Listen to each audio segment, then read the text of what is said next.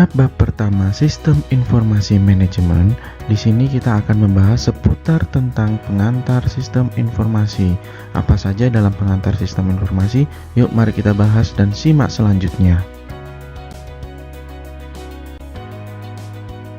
Pembahasan dalam bab pertama, di sini kita akan mempelajari tentang 1.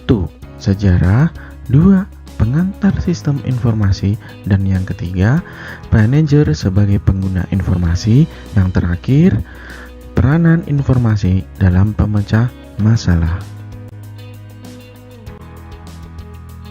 Poin pertama, sejarah.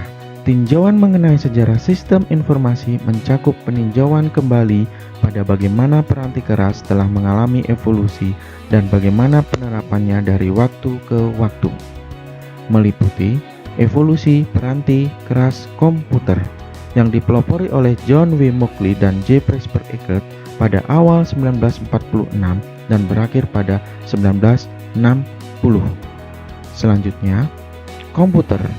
Komputer berawal dari sistem skala kecil yang pertama disebut dengan komputer mini yang dengan cepat diikuti oleh komputer yang lebih kecil lagi yang kita sebut komputer mikro. Selanjutnya, hukum Moore.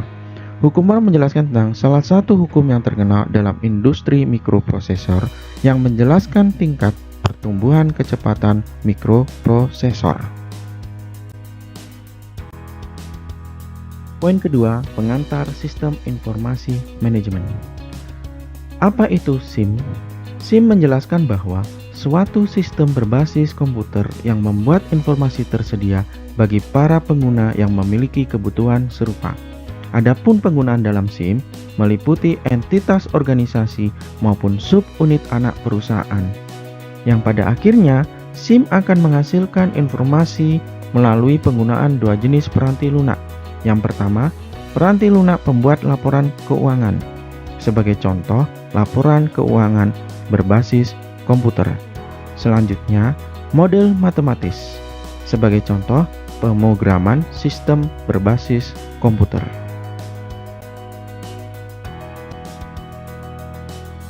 Poin 3. Pengguna sistem informasi. Kita harus tahu siapa saja pengguna sistem informasi. Pertama, manajer. Kedua, non-manajer. Ketiga, profesional. Keempat, di luar perusahaan. Dalam sebuah organisasi, ada tingkatan sebuah manajer yang kita sebut dengan hierarki manajemen, meliputi top, middle, low. Tugas manajer top. Tingkat perencanaan strategis, meliputi keputusan secara menyeluruh. Tugas manajer middle. Tingkat kendali manajemen, meliputi tingkatan kendali organisasi, menjalankan rencana dan memastikan tujuan organisasi. Tugas low, tingkat kendali operasional, menjalankan seputar aktivitas operasional dalam organisasi. Kemudian, apa saja yang dilakukan seorang manajer? Seorang manajer memiliki fungsi yang pertama, fungsi perencanaan, yang kedua, fungsi pengorganisasian, yang ketiga, fungsi pengarahan, dan yang terakhir adalah fungsi pengawasan.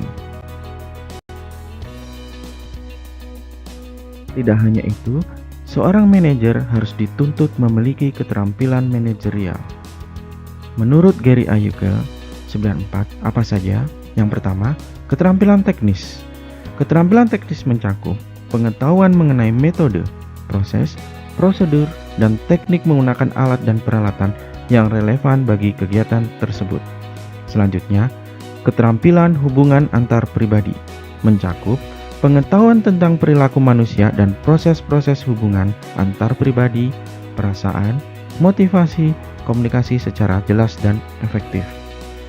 Keterampilan konseptual mencakup kemampuan analitis umum, berpikir nalar, konsep, kreativitas ide, pemecah masalah, menganalisis peristiwa dan perubahan, serta dapat melihat peluang yang potensial. Hubungan komunikasi. Dalam sebuah hubungan komunikasi, Mintzberg menjelaskan bahwa Seorang manajer harus mampu mengkomunikasikan ide, gagasan, atau informasi kepada karyawan sehingga dapat memahami pesan secara baik dan efektif. Adapun peran manajerial meliputi 1. Peran antar pribadi. Sebagai contoh, harus bisa menjadi seorang tokoh figur, pemimpin, dan penghubung. Kedua, peran informasional. Seorang manajer harus bisa memonitoring sebagai penyebar informasi dan sebagai juru bicara. 3. Peran keputusan. Seorang manajer harus bisa dituntut berwirausaha, memecahkan permasalahan, dan bisa mengalokasikan sumber daya dan sebagai negosiator. Poin 4. Tahapan pemecah masalah. Hasil dari aktivitas pemecahan masalah adalah solusi. Hibbert Asimon mendefinisikan 4 tahapan dasar pemecahan masalah, meliputi aktivitas intelijen, yaitu mencari kondisi-kondisi yang membutuhkan solusi. Aktivitas perencangan, yaitu menemukan, mengembangkan, dan menganalisis kemungkinan tindakan. Aktivitas pemilihan, yaitu memilih tindakan tertentu dari berbagai tindakan. Aktivitas terakhir, aktivitas peninjauan, yaitu menilai pemilihan masa lalu. Sekian pemaparan dan diskusi kali ini. Terima kasih dan jangan lupa like, subscribe, dan share channel Kunbar MNJ.